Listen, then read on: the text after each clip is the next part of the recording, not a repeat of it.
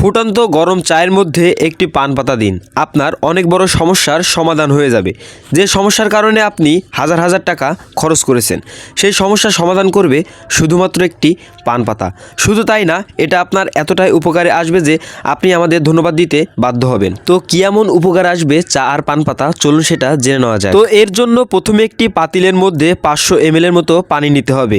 এর মধ্যে দিতে হবে চা পাতা। আপনি এখানে যে কোনো কোম্পানির চা পাতা ব্যবহার করতে পারেন, তবে ভালো চা পাতা হলে ভালো হয়। এখানে 1 চামচ পরিমাণ চা পাতা দিয়ে এভাবে কিছুক্ষণ অপেক্ষা করতে হবে। এতে চায়ের কিছুটা নির্যাস পানির মধ্যে চলে আসবে এবং কিছুক্ষণ পরে দেখবেন পানির মধ্যে চায়ের রং আসা শুরু হয়েছে। তো এবার আমাদের লাগবে কয়েক কোয়া রসুন। তারপরে এই রসুনের কোয়াগুলো খুলে নিলেই চলবে। কোয়াগুলোকে খোসাসহ একটি ছুরি দিয়ে ছোট্ট ছোট্ট পিস করে এর মধ্যে দিতে হবে। এই জায়গায় আরো ভালো হয় আপনি যদি রসুনের কোয়াগুলোকে পিষনিতে পিষে এর মধ্যে দিতে পারেন, তবে এটি আরো ইফেক্টিভ হয়ে ওঠে।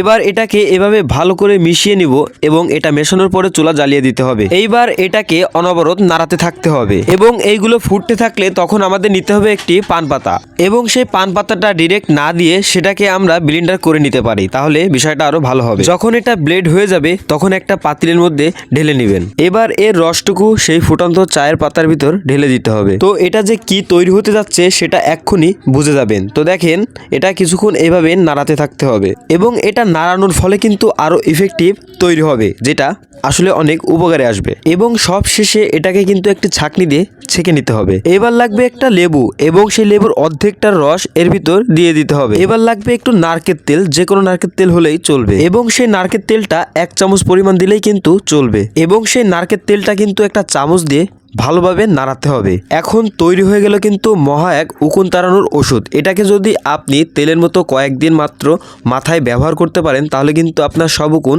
চলে যাবে। আপনি যদি গুগলে সার্চ করেন চায়ের পাতা আর পান পাতা দিয়ে কি উপকার হয়, তাহলে কিন্তু আপনি এই সকল তথ্য সঠিকভাবেই পেয়ে যাবেন।